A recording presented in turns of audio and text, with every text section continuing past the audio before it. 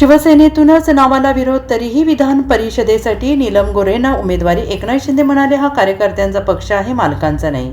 महाराष्ट्राच्या विधान परिषदेच्या निवडणुकीसाठी शिवसेना शिंदे गटाकडून नीलम गोऱ्हे आणि बच्चू कडू यांना उमेदवारी जाहीर करण्यात आलेली आहे. उपमुख्यमंत्री एकनाथ शिंदे यांनी विधान परिषदेच्या उमेदवारांच्या नावांची आज घोषणा केली. यावेळी महायुतीचे सर्व उमेदवार निवडून येतील असं एकनाथ शिंदे यांनी म्हटले. विधान परिषदेची उमेदवारी जाहीर होण्याआधीच प्रहार जनशक्ती संघटनेचे सर्वेसर्वा बच्चू कडू यांनी एकनाथ शिंदे यांच्या उपस्थितीमध्ये शिवसेनेत प्रवेश केला आणि गेल्या 2 दिवसांपासून विधान परिषदेसाठी शिवसेनेकडून बच्चू कडू आणि नीलम गोऱ्हे यांच्या नावाची चर्चा होती. तर राज्यसभेप्रमाणेच नवीन चेहऱ्याला संधी द्यावी असा अनेकांचा सूर होता. तसेच नीलम गोऱ्हे यांच्या नावाला काही मंत्री आणि शिवसेनेतील नेत्यांचा विरोध होता अशी माहिती समोर येते. मात्र शिवसेनेतील मंत्र्यांचा आणि नेत्यांचा विरोध झुगारून एकनाथ शिंदेंनी नीलम गोऱ्हेंना उमेदवारी जाहीर केली.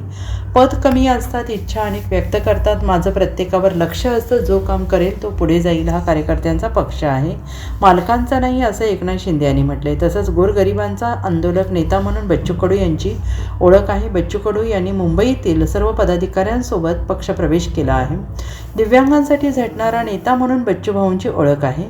शिवसेनेत तुमचं स्वागत करतो. तुम्हाला शिवसेना नवीन नाही, तुम्ही मूळचे शिवसैनिक आहात असं एकनाथ शिंदे बच्चू कडू यांना शिवसेनेत पक्षप्रवेश केल्यानंतर म्हणाले आहेत. आक्रमक भाषण फळाला आलं का? नाही, बघा,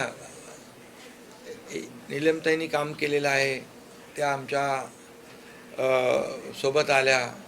जो आम्ही उठाव केला राज्याला प्रगतीपथाकडे नेण्यासाठी, त्यावेळेस बच्चू भाऊ देखील आमच्या सोबत होते, खांद्याला खांदा लावून होते. त्यामुळे शेवटी कार्यकर्ता हा काम करत असतो आणि मी पक्षप्रमुख जरी असलो, मुख्य नेता जरी शिवसेनेचा असलो, तरीसुद्धा मी एक कार्यकर्ता म्हणून काम करतो. त्यामुळे जे काम करतायत कार्यकर्ते, त्या कार्यकर्त्यांकडे माझं लक्ष आहे. आणि एका पद कमी असतात, इच्छा अनेक लोक व्यक्त करतात, परंतु याचा अर्थ असा होत नाही की जे आता ज्यांना मिळालं नाही ते दुर्लक्षित राहतील. माझं प्रत्येकावर लक्ष असतं. शिवसेनेमध्ये जो काम करेल तो पुढं जाईल, हा नेहमी मी सांगतो. त्यामुळे शिवसेना हा कार्यकर्त्यांचा पक्ष आहे. इथं कोणी मालक नोकर नाही आहे. त्यामुळे कार्यकर्ता जो काम करेल तो पुढे जाईल. उद्धव ठाकरे जर उमेदवार असते तर ही निवडणूक बिनविरोध झाली असती. आता जर आणि तर, राजकारणामध्ये जर आणि तर, आता ते 3 वाजेपर्यंत आपल्याला कळेल. Bureau report, SPN Marathi, Mumbai.